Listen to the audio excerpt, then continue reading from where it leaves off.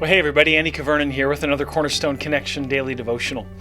Have you ever been reading through the Old Testament and you wonder, why are all these laws here? I mean, what's the reason for all the specificity about things like what to do with bodily discharges or leprosy or all the many and varying kosher law, what you can eat, what you can't eat, all these things.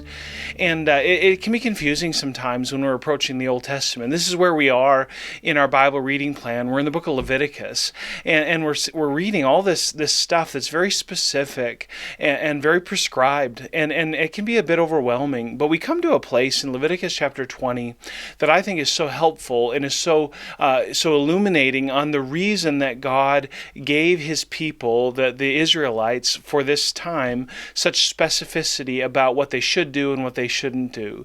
And so I wonder if you'll pick up on this. This is in Leviticus chapter 20, starting in verse 22. Moses writes, he says, "You shall therefore keep all my statutes and all my rules and do them, that the land where I am bringing you to live may not vomit you out." Okay? So God is in the process of preparing His people to enter into the promised land. He says, I want you to do these things so that you can stay there. And then he goes even further. He says, "And you shall not walk in the customs of the nation that I am driving out before you, for they did all these things, and therefore I detested them." Ooh, here's a great clue as to why the law exists. God says, look, I don't want you to be like the other nations. I want you to be distinguished from them. And in fact, the nations in the land of promise, they're doing all kinds of awful,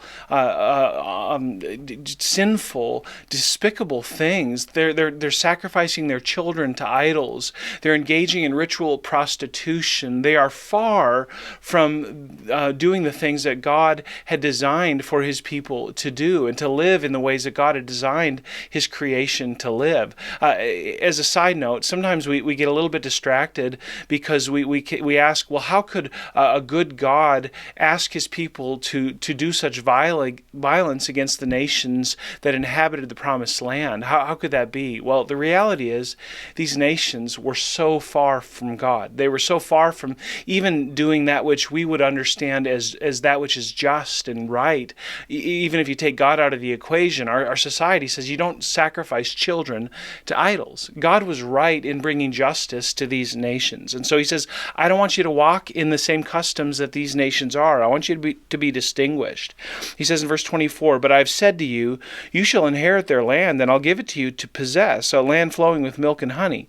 I am the Lord your God, who has separated you from these peoples. You shall therefore separate the clean beast from the unclean, and the unclean bird from the clean, and you shall not make yourselves detestable by beast or by bird or by anything with which the ground crawls, which I have set apart for you to hold unclean." Bottom line, verse 26, "You shall be holy to me, for I, the Lord, am holy, and have separated you from the peoples, that you should be mine." That's, friends, God's purpose for His people. It was for the Israelites. God wanted them to be set apart from the nations, not just because He wanted them to follow a bunch of rules, but because He wanted a people unto Himself.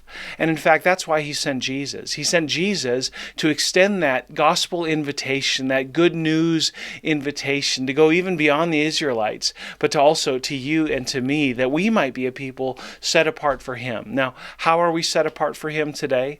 Well, we're set apart by the blood of Jesus that covers us, that washes us, that makes us clean. And yet still, God asks us, hey, I want you to obey me. I want you to follow my design. And so we're called to obey. Ephesians 2:8-9 says, "For by grace you've been saved through faith, not of yourselves. It's a gift of God. It's not by works, so that no one should boast." We're set apart because of God's initiating in our lives, but we're set apart for a purpose. Ephesians 2:10, "For we are God's workmanship." We are created to do good works. We're set apart to do good works, to live for Jesus. Friends, Jesus calls us to be salt and light, to be a city on a hill, to be that preserving agent in the world around us, but also that salting agent, that flavoring agent. We're called to be set apart for God in the same way that we were in the Old Testament, just through different mechanisms, different means.